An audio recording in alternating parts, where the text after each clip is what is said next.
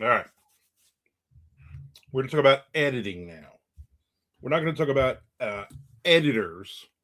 We're going to talk about self-editing. We're going to talk about second draft. We're going to talk about first. We're going to talk about all this stuff. But first, before we do that, I want to thank you for hitting the subscribe button. I want to thank you for watching the ads, 30 seconds or more of those, so I can get paid. I appreciate that. That's how this works. And you keep doing that for me, and I'll keep hopefully giving you good content for you to watch. Now that being said, somebody had brought up in a YouTube live. I'm on Monday, Wednesday, Friday at noon Eastern Standard Time. Usually every Tuesday and Thursday as well. It depends on what I have going on, but those 3 days definitely. Sometimes the extra 2 days. I'm on for 2 hours and I'm writing. I'm writing live, and I have a chat room, and there's half a dozen people in there that are constantly asking questions, talking, giving me new ideas, which I love.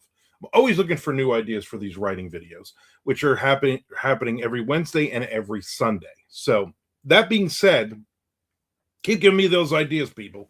I need more and more of them. And somebody in there, and I forget who, I probably can name a couple people that maybe gave me this idea. I don't know, but they talked about editing. When we had gotten into a conversation about editing your story as you're writing it, and there are some people in that chat, one or two, that will edit the story as they're writing it. Okay, whether it's a short story, whether it's a novella, whether it's a novel, whatever it is, and as they're going along, they kind of go back and then they start editing. And I don't do that. I'm not going to do that. There are a million different ways to do this. Again, Armand's opinion, my opinion is not the right one always. I mean, it usually is. I'm just going to say it. It usually is. Everybody's writing differs. Everybody's career, it's all we're all doing it different, and it's great because if it works for you, it works for you. I know for me, I know how it works. I saw an interview with Dean Koontz, my favorite writer of all time. And he said in the interview that he's a pantser. So am I. He writes the first chapter. Then he goes through and he does a quick edit on that chapter. Then he writes the second chapter. Then he does an edit on the first and the second chapter. Then he writes the third chapter. Then he edits the first, the second, and the third chapter. So on and so on, 50 chapters, 100, however many chapters he has in that book until it's done.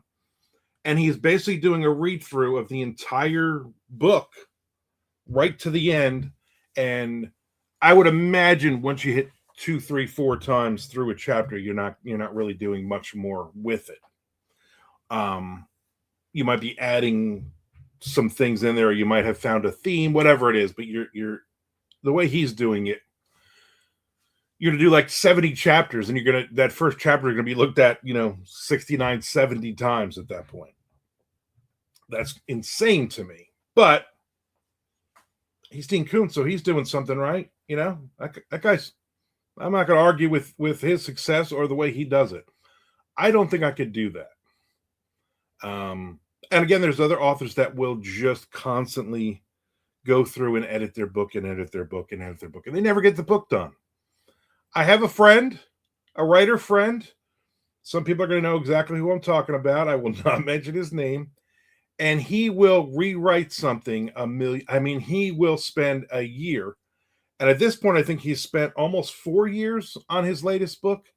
And I'm sure the book is done. I'm sure the book's been done for 3 years.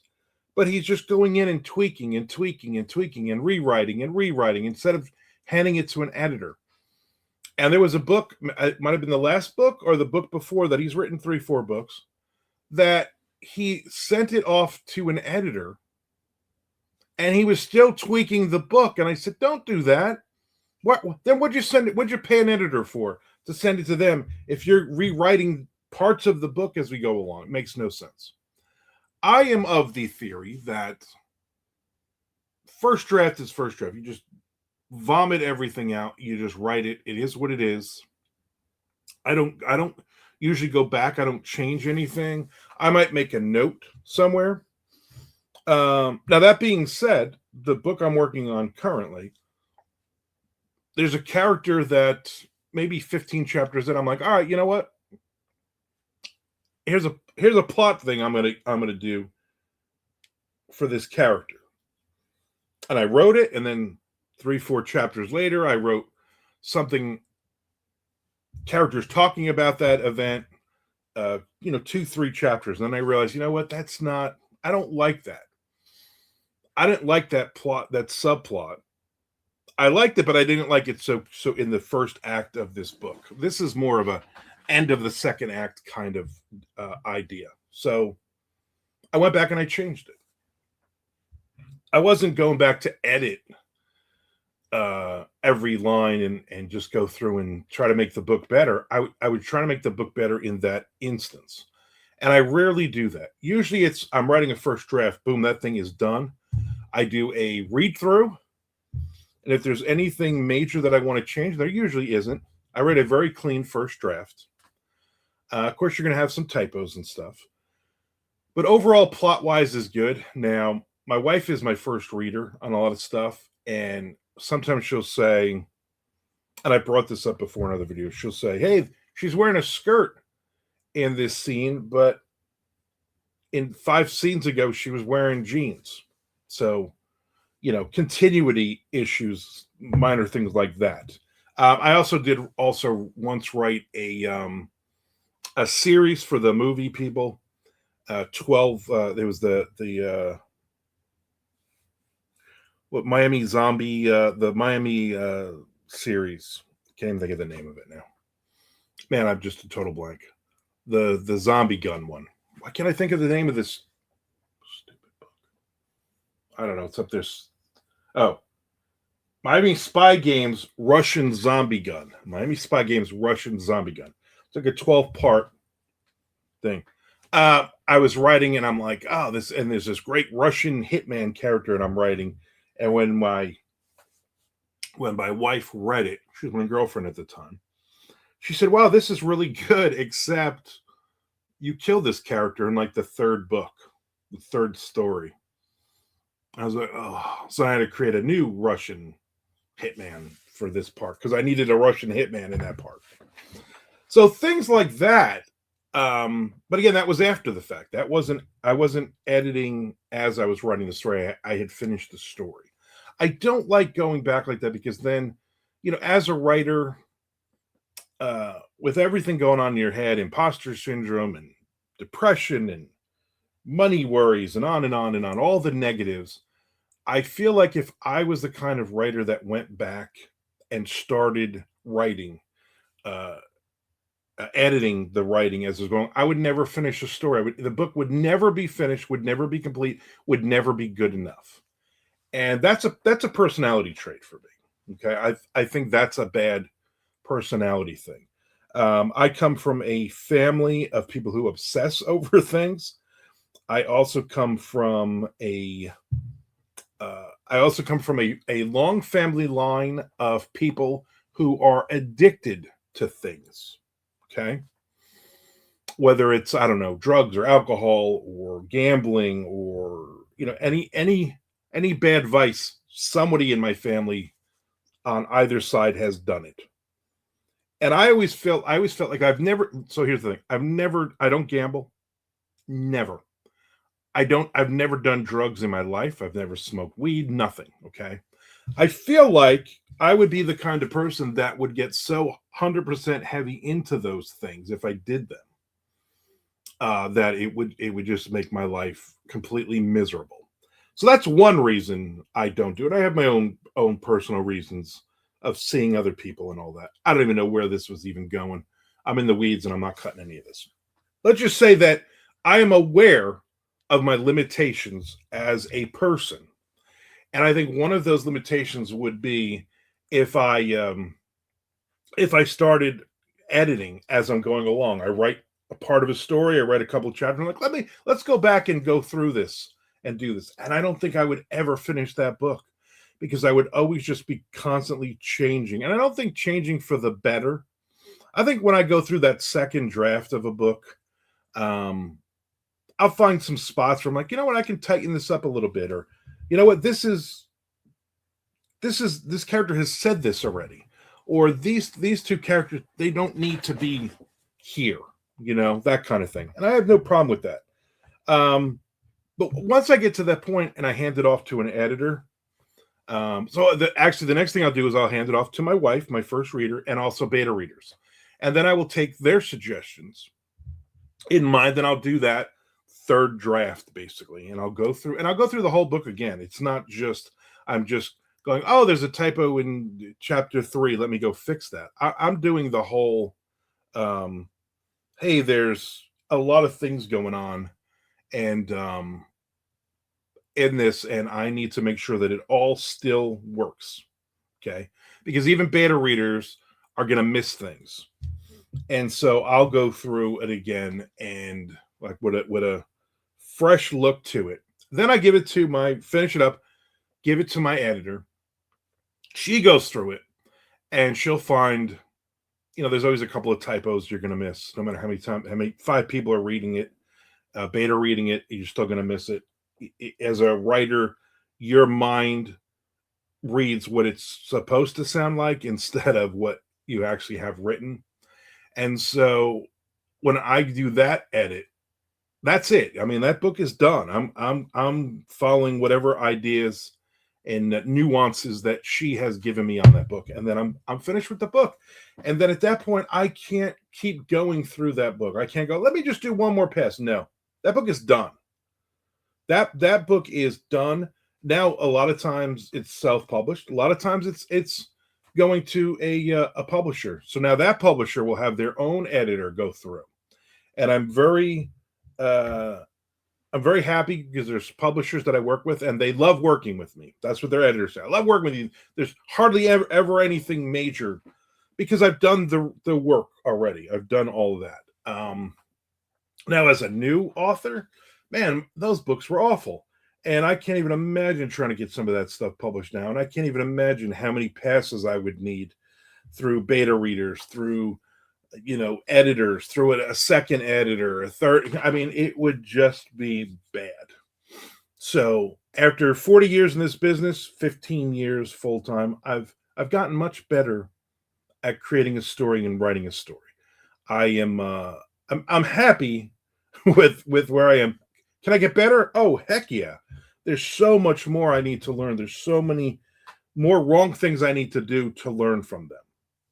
I'm not saying I'm a great writer. I think I'm a pretty decent pulp fiction writer, able to make a living doing this. Okay. But I'm never going to win. I'm never going to win major awards. I'm never going to win, the Pulitzer. I'm never going to win the Nobel Peace Prize. I mean, not for my writing, probably for my looks. But so that's kind of, where I am. And I'm not saying I don't recommend that you go through, but I also recommend that at some point you need to set a deadline in your head if you're the kind of person that is going to pick up. I see a lot of writers who say, well, I wrote 500 words this morning, and I write every morning. So now tomorrow morning I'm going to read those 500 words, and I'm going to edit it, I'm going to correct it, and then I'm going to write the next 500 words. And sometimes I see the problem where they're like, yeah, I didn't get to the next 500 words. I was too busy totally rewriting these 500 words. Okay. We're not, in this day and age, we are more of binge reading books as readers. We're binge watching TV shows. We're not waiting once a week. We're going to watch the next day. No, we want to watch the whole series tonight and tomorrow night. We want to finish it. It's the same with reading. We want to read that entire series, okay, as a reader. So as a writer, we need to be aware of that. There's no such thing anymore of, well, I wrote the perfect 5-word sentence this morning, and I'm done, and I can spend the rest of the day sitting at the pool. No, you got to keep writing. You got to write as much as you can every day, realistically, that you can work on, that you can survive, and not burn yourself out. So the book I'm writing right now, as I'm recording this video, I am about halfway done with it. It's going to probably be the longest book I've ever written, and it will. It's just taking my. I'm taking my sweet time. 500 words a day, maybe. There's days where I don't write it. There's days when I just don't have anything. Again, I'm a pantser. Um, I have many ideas for the book, but I don't have it in my head where it's all congealed, and I know all these characters where the end is on this, which is exciting. That's how I want to write books. I want to write as a pantser. I don't want to know the ending. I want to figure out what could the ending be, and where are the twists, where are the different things in here. And I think sometimes authors get a little too cute with that, and they go through on the first draft and they are reworking the story and trying to hit those themes and trying to hit those great beats that they've come up with while they're in the shower, or they're in the bathroom, or they're half asleep at night. And I think that hurts. Let it flow, like the song says. I forget the name of the song, but I mean that's what it is. So for me, no, there is never I'm going to edit the story as I am writing the story. I just want to get that first draft done. And I know there's stories I've written, short stories, novellas that I'm like, this is, you know what, I don't like this, or hey, you know what, let me combine these two characters because I don't need these extra characters. They're basically giving you the same information. I'll just make a note on a post-it. I won't go back and rewrite that thing usually. Usually I'm just going to be like, we're just going to go forward, and I'm just going to use the character that I want to use. And that other character in that second pass, I know that's what I'm looking for. I know the things that maybe as I'm writing this first, 63,000 word crime thriller book, I know, yeah, there's a couple of parts here where maybe I need to change. And it doesn't happen often. Most of the time, that first draft that's pretty much the story. I mean, except for some typos and maybe, she at some point she put a skirt on and she was wearing jeans. At some time, those types of small things, small fixes, hey, he gets out of the car, and then in the next chapter he's still sitting in the car. Well, either put him back in the car or change that he's no longer sitting in the car. It's simple. It's simple enough. There's simple small fixes like that. So, but I'm never writing and I'm going, all right, no, let me make this perfect. Let me change some words here in the sentence to make it fancy. When I was a manager at a big box store many years ago, one of the women that was working for me was going to college, and she said, "Oh, I wrote this paper, and I know you're a writer, and will you look at it and tell me what you think?" And I said to her, "Did you?" And this is way before grammar check. This is way before AI. This is all this, like 2001, 2002. And we had computers then, but we didn't have all the fancy stuff. And she said, "Will you read this?" And I read it, and I just underlined, like, every sentence was 2 or 3 words. And she said, why did you underline these? I said, "Because what did you use, a thesaurus?" She said, "Yeah." I said, "You changed every word into a fancy word. Every sentence is people have to look up what you're even talking about."